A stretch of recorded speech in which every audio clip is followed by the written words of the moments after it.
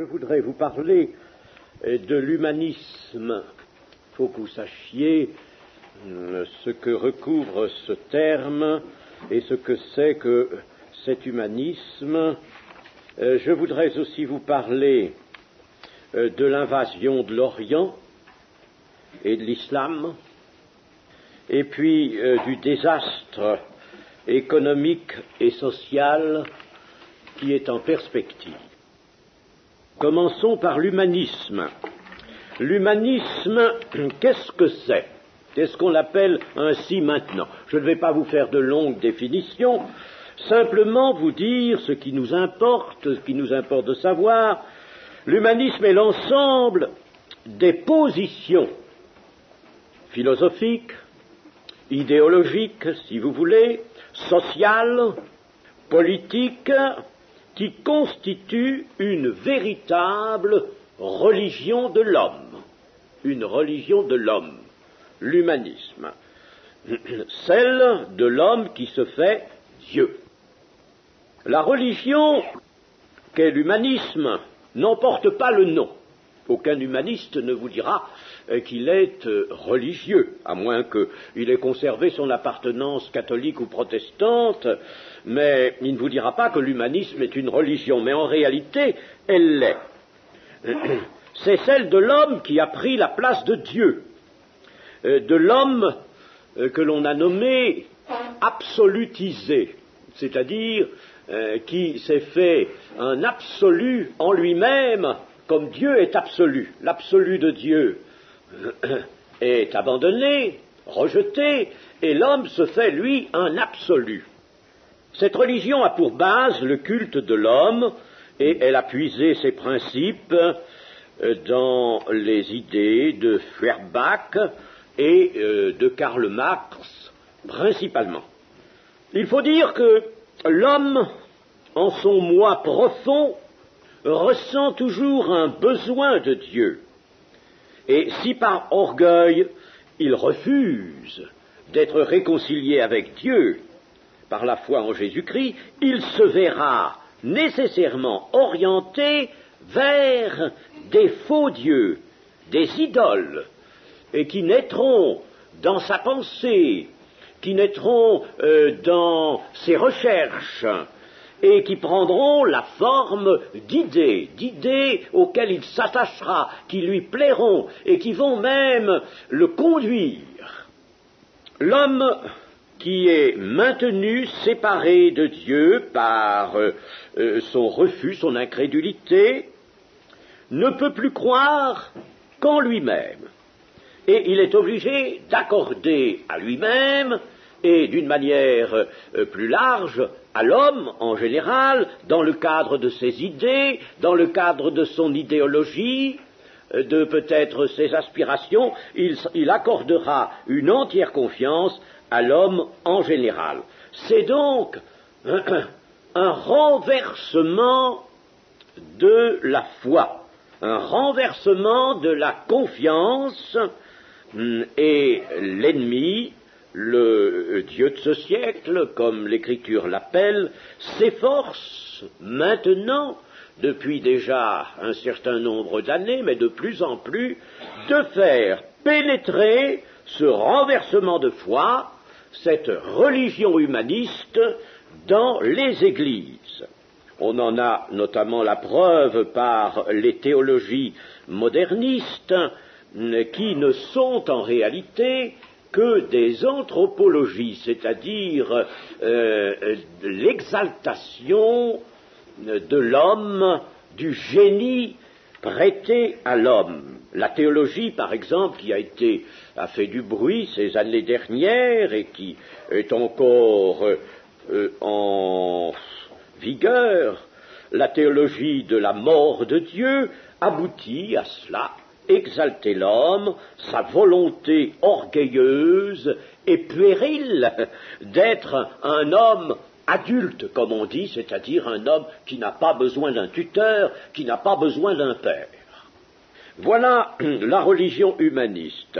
La Bible l'avait signalé déjà depuis longtemps par le prophète Jérémie notamment, Et si nous lisons dans Jérémie chapitre 17, verset 5, nous allons là en trouver le principe.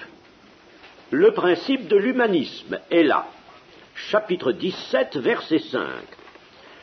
Ainsi parle l'Éternel. Maudit soit l'homme qui se confie dans l'homme, qui prend la chair pour son appui, et qui détourne son cœur de l'Éternel. Il est comme un misérable dans le désert, et il ne voit point arriver le bonheur. Il habite les lieux brûlés du désert, une terre salée et sans habitants. Béni soit l'homme qui se confie dans l'Éternel, et dont l'Éternel est l'espérance. Il est comme un arbre planté près des eaux, et qui étend ses racines vers le courant. Il n'aperçoit point la chaleur quand elle vient, et son feuillage reste vert. Dans l'année de la sécheresse, il n'a point de crainte, et il ne cesse de porter du fruit. Nous avons là deux figures qui s'adaptent l'une à cet homme qui se confie en sa chair, c'est-à-dire en lui-même, en ses possibilités d'homme, en son génie, en son intelligence, en son savoir. Et celui-là est comme un misérable dans le désert. Il va faire de la planète un véritable désert, et il ne voit point arriver le bonheur, c'est-à-dire que le bonheur le fuit, ne vient point. Il n'y aura point, n'est-ce pas, dans cette planète couverte par des hommes humanistes, il n'y aura point du tout de bonheur, et il n'y aura point l'eau vive de l'esprit, elle sera comme un désert. Il habite les lieux brûlés, ingrats par conséquent du désert, une terre salée et sans habitants. Cela est une figure. Heureux, béni soit l'homme qui se confie dans l'Éternel. Le Seigneur Jésus a aussi parlé à des humanistes de son temps dans Matthieu 23, au verset 13. Malheur à vous, scribes et pharisiens hypocrites, parce que vous fermez aux hommes le royaume des cieux, vous n'y entrez pas vous-même, et vous n'y laissez pas entrer ceux qui veulent entrer. C'est exactement la position humaniste qui ne rejette pas, en principe, le christianisme de tradition. Le vrai christianisme, le véritable évangile, oui, mais le christianisme de tradition, pas du tout. Pas du tout, n'est-ce pas? Ne croyez pas que les humanistes, parce qu'ils ont beaucoup emprunté au marxisme, soient des gens areligieux nécessairement. Il y en a parmi eux, il y en a qui professent l'athéisme ou qui sont agnostiques, mais ils ne sont pas tous. Il y a des protestants qui suivent leurs offices et de même des catholiques. Et comme l'étaient en somme ces pharisiens, mais ils ferment à double tour le royaume des cieux, c'est-à-dire la voie du salut. Ils la ferment par leur position, par leurs enseignements, par leurs entraînements. Parce qu'en général, ils ont dans la société des postes privilégiés, ils peuvent beaucoup, et nous pouvons dire que nous sommes gouvernés maintenant par l'humanisme. Que ce soit le fait d'un tel ou de tel autre homme politique, nous sommes gouvernés par l'humanisme. Malheur à vous, scribes et pharisiens hypocrites, c'étaient des humanistes. L'humanisme est d'ailleurs plus ancien que notre ère. Il y a des racines qui se découvrent bien plus loin que le moment de la venue du Jésus-Christ sur la terre. Malheur à vous, scribes et pharisiens hypocrites, parce que vous dévorez les maisons des veuves et que vous faites pour l'apparence de longues prières. À cause de cela, vous serez jugés plus sévèrement. Malheur à vous, scribes et pharisiens hypocrites, parce que vous courez la mer et la terre pour faire un prosélyte, et quand il l'est devenu, vous en faites un fils de la géhenne 2 fois plus que vous. Nous avions là, dans ces gens-là, des humanistes. Ainsi, l'humanisme est une fausse religion, par conséquent une hérésie. Et voici ce qu'un auteur, Pierre Courtial, a écrit au sujet de l'humanisme. Pierre Courtial est actuellement le doyen de la faculté de théologie, qui est évangélique, faculté de théologie évangélique d'Aix-en-Provence. Et voici ce qu'il a écrit. Aujourd'hui, c'est une lutte finale, une antithèse, et juste au moment où l'Église devrait confesser le Seigneur Jésus et le salut par grâce qu'il apporte, les cadres des institutions ecclésiastiques de toutes les dénominations sont rongés par l'humanisme comme le bois peut l'être par les termites. Alors que l'arianisme était la maladie infantile de l'Église primitive, l'humanisme d'aujourd'hui, dans l'Église, est la maladie de la maturité, la maladie de son pourrissement. L'humanisme pénétrant dans l'Église. Mais l'humanisme n'a pas que l'Église en vue, le christianisme en vue, n'est-ce pas? L'humanisme, lui, c'est une couverture sur le monde entier. Vous y trouveriez des intellectuels russes, des Chinois, des Hindous, des Américains, des Français, de toutes les nations.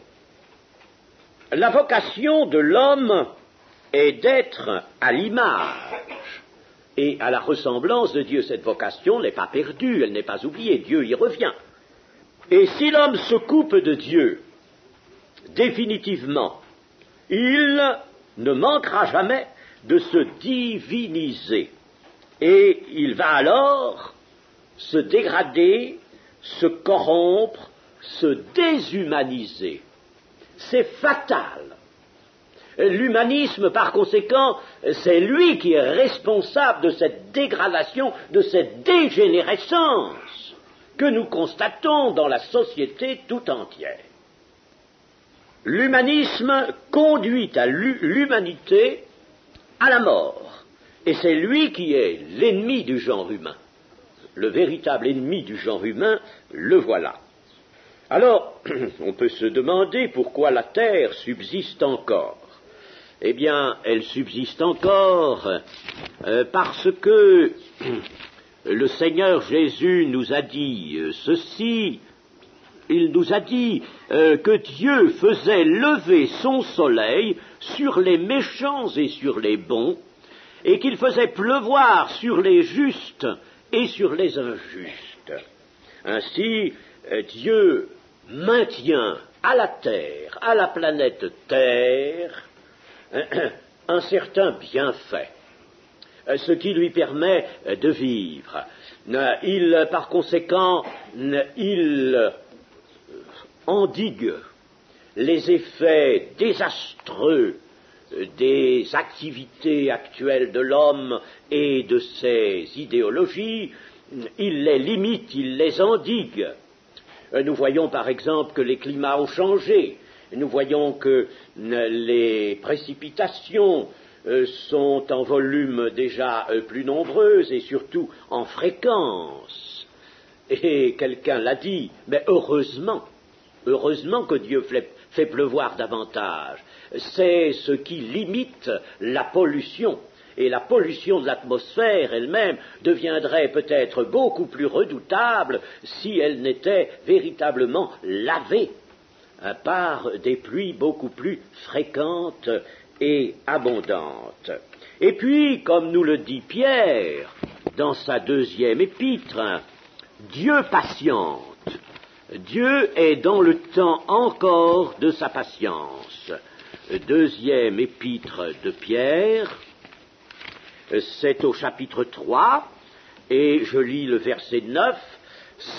Le Seigneur ne tarde pas dans l'accomplissement de la promesse, comme quelques-uns le croient, mais il use de patience envers vous, ne voulant pas qu'aucun périsse, mais voulant que tous arrivent à la repentance. Aucun périsse, c'est-à-dire aucun de ceux qui sont appelés. Hein? Sous-entendez cela. Le jour du Seigneur viendra comme un voleur. En ce jour, les cieux passeront avec fracas, les éléments embrasés se dissoudront, et la terre, avec les œuvres qu'elle renferme, sera consumée. Avec tout ce que l'homme a pu construire, bâtir, édifier, ces ensembles, grands ensembles industriels, par exemple, tout cela sera anéanti. Dieu contient donc encore les effets de la révolte de l'homme et de leur iniquité grandissante. Et il se ménage pendant ce temps, pensez-y bien, Dieu se ménage un reste fidèle, c'est-à-dire une église véritable. C'est un petit troupeau dans cette génération, c'est un reste, et cela en dépit de la pression de l'hérésie humaniste.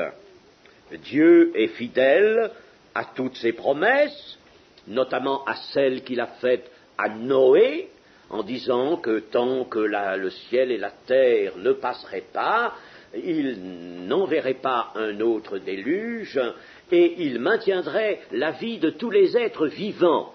Il maintient la vie tant qu'il décide que le jour et la nuit se succèdent, c'est-à-dire tant qu'il accorde du temps, tant qu'il laisse du temps, alors il n'enverra pas de destruction. Il enverra tout à fait à la fin ses jugements, mais à ce moment-là, le jour de l'Éternel arrivera en clôture de l'histoire du monde, et ce jour sera un jour unique connu de l'Éternel, un jour qui fera transition et qui arrêtera absolument d'une façon définitive le temps actuel, c'est-à-dire l'aïon actuel qui est appelé le siècle présent. Dieu est donc fidèle à toutes ses promesses et à la promesse aussi qu'il a faite à l'Église, que les puissances du séjour des morts, c'est-à-dire de l'enfer, les puissances de l'enfer ne prévaudront point contre elle, tant que Dieu laisse une Église, un reste qui n'est qu'un reste. Il ne faut pas, n'est-ce pas, se faire de fausses idées. L'Église aujourd'hui, dans notre génération, est vraiment un petit troupeau, un reste sur les 4 milliards passés d'hommes qui peuplent la terre. L'Église est un tout petit contingent. Je parle de la véritable Église. Nous verrons tout à l'heure des chiffres concernant le christianisme dans son ensemble. Mais la véritable Église, n'est-ce pas, l'Église qui véritablement appartient à Jésus-Christ et le corps de Jésus-Christ, et je souhaite que vous apparteniez bien tous et restiez dans cette Église, corps de Christ, mais elle n'est qu'un petit troupeau à qui Dieu a jugé bon de donner le royaume de Dieu. Tant qu'il maintient ce témoignage, cette Église sur la terre, eh bien, le jour et la nuit se succéderont encore, mais cela pour un temps maintenant très court. En tout cas, les puissances de l'enfer, et l'humanisme est actuellement cette puissance de l'enfer, ne prévaudront point contre l'Église. L'hérésie humaniste, celle de l'homme sans Dieu, de l'homme qui est dans l'autonomie, qui s'est placé dans l'autonomie vis-à-vis de Dieu, qui est sécularisé, comme on dit aussi, eh bien cette hérésie tend vers tout ce qui est contre nature. Je vous disais tout à l'heure qu'elle aboutit nécessairement à une dégradation, à une corruption. Elle tend contre tout ce qui est nature. Nous pouvons en prendre preuve dans les choses que nous avons vues, que nous voyons maintenant, par exemple cet avortement qui à la Chambre des députés en France, au Parlement en France, a été si fortement prôné, défendu et a fait l'objet d'une loi. L'avortement, il s'est trouvé un député que j'ai entendu d'ailleurs pour dire maintenant c'est au nom de quoi, d'une morale dite chrétienne, que vous voulez vous opposer à la liberté de l'avortement. Mais c'est dépassé, mais c'est fini, ça n'existe plus, cela. Nous sommes dans le temps de l'humanisme. Et tout le monde d'acquiescer, en majorité, bien sûr. Il y a l'homosexualité.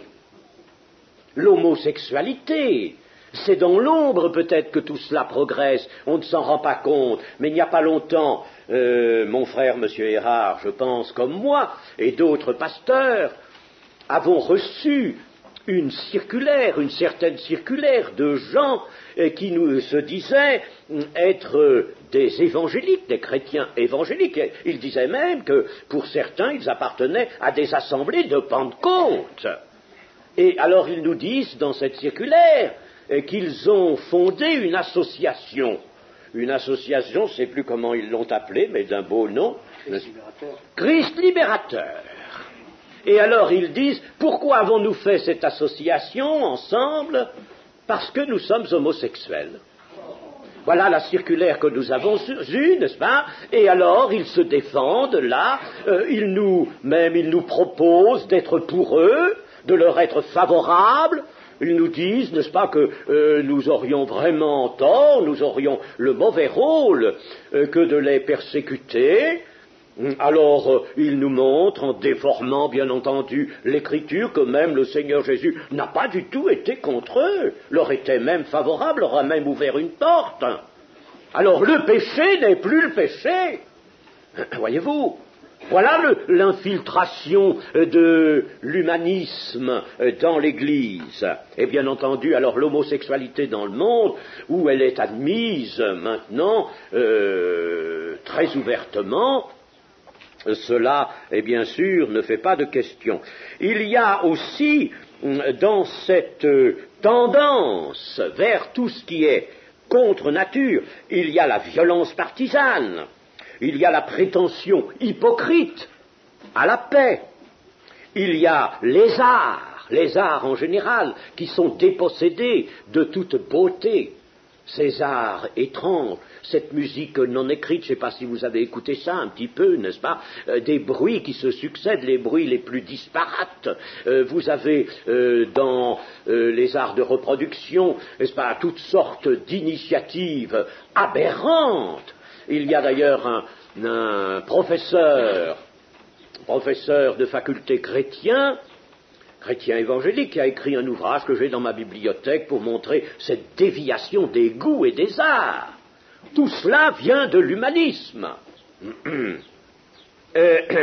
Au nom de la fraternité, on établit l'égoïsme. L'égoïsme notamment dans l'accaparement, car l'humanisme est accaparateur, lui aussi. Il y a aussi ces rêves de transformation de la vie physique, ces expériences auxquelles se livrent les biologistes, expériences troublantes, redoutables, dangereuses même. Quand on trafique avec les gènes, notamment pour créer des monstres, c'est quelque chose d'infiniment redoutable.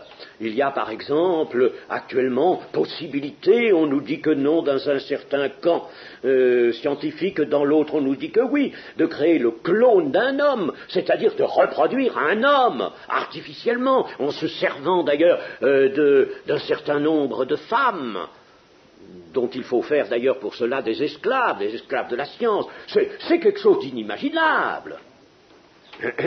Il y a toutes sortes de choses. On peut dire, n'est-ce pas, que véritablement l'humanisme conduit à l'hypnose du néant. Et les hommes sont placés sous l'action de cette hypnose du néant. Conduit aussi au despotisme idéologique. Et vous savez ce que l'apôtre Paul a annoncé dans la 2e à Timothée, chapitre 3. Sache que dans les derniers jours, il y aura des temps difficiles dans les derniers jours, dit-il, n'est-ce pas? Ce n'est pas non seulement les temps eschatologiques, toute l'Église est dans les temps eschatologiques, mais là, dans les derniers jours, Il y aura des temps difficiles, car les hommes seront égoïstes, amis de l'argent, fanfarons, hautains, blasphémateurs, rebelles à leurs parents, ingrats, irreligieux, insensibles, déloyaux, calomniateurs, intempérants, cruels, ennemis des gens de bien, traîtres, emportés, enflés d'orgueil, aimant le plaisir plus que Dieu, ayant l'apparence de la piété, mais reniant ce qui en fait la force. Éloigne-toi de ces hommes-là.